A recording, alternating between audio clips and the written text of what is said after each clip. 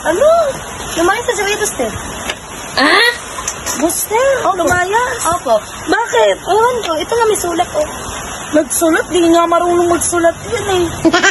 Dito. Sino nagsulat nito? Sige, Buster nga. Di mo pa ba nabalitaan?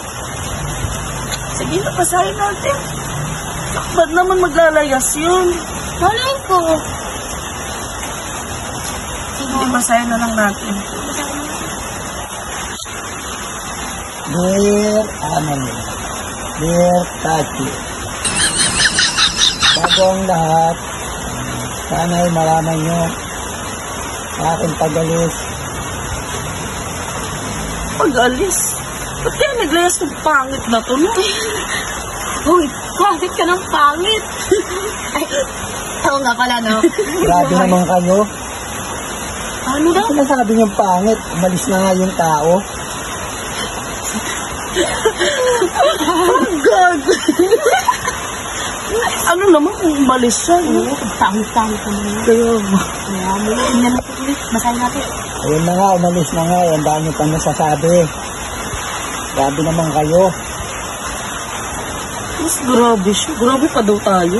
Hindi mo, ginawa ka ba masama doon? Wala, ikaw meron ba? Wala. Oh, wala naman po. Giinapti lang siguro itong pangit na. Oo, at talagang wala naman talaga.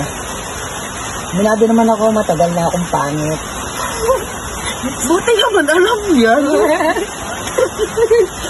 Buti naman, talaga. Wait lang. Matagal ka lang alam yun. Kaya nga ako bago umalis, gumawa na ako ng sulat.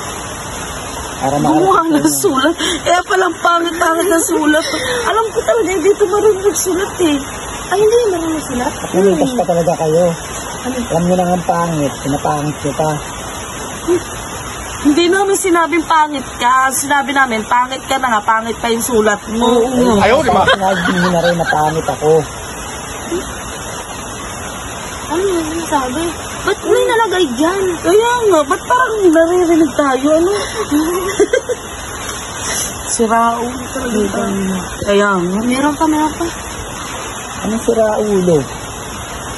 Hindi ako siraulo, mukha lang ako siraulo. Sirang ulo talaga. Parang gabi. Ano ba to? Parang naririnig na tayo. Ano kayang ibig sabihin na sa sulat niya? Ito pa, meron pa. Ano ba yan? Basahin yung mabuti para malaman mo kung anong nakalagay sa sulat. O sige, anong Isa pa. nakalagay dito? Ano to? Ba't parang di ko maintindihan? Hindi ko rin naintindihan to eh. Hindi mo maintindihan? Ano lang eh, hindi mo ba naintindihan? Basahin nyo kasing mabuti, paano hindi nyo maintindihan? Ayan na nga, nasarap nyo na nga, oh. Ano ba naglayas yan? Binigyan saan? Nakita ko yun sa bahay. Nakalagay doon sulat sa lamesa eh. Ano yung sinasabi nyo, andyan lang ako sa gilid. Tsaka bakit parang ano, nababasa namin yung sulat kasi iba yung nakasulat, nakalagay yung mantika, dinakdakan, tahong, sinturon, kobe, hikaw, turon, taho.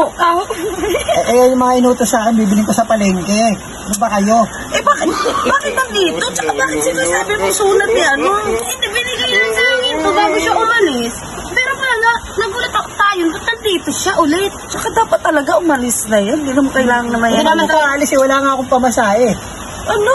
Kaya nga ako pumunta dito dahil mamingi ako sa inyo ng pamasahe. Pamasahe daw. Ibig sabihin, hingihan ka eh. Ikaw magbigay dyan ng kabasahan. Wala akong pera. Paano ako aalis? Bala na ako kayo dyan dalawa. Uy! Oh, iwanan ko yung sulat nyo. Ano ba to eh? Paano pa yung mga bibilin ko? Hindi mo pa tinuloy maglayas kasi. Ba't dito ka pa? Ano naman yun? Wala na nga akong pangabono rito, pamasahe wala pa rin. Ang mga bihi talaga buhay ito to. Yan na, magsilayas na kayo, huwag na kayong babalik dito. Yan na, lalayas na akong tuluyan. Wala na kayo dyan.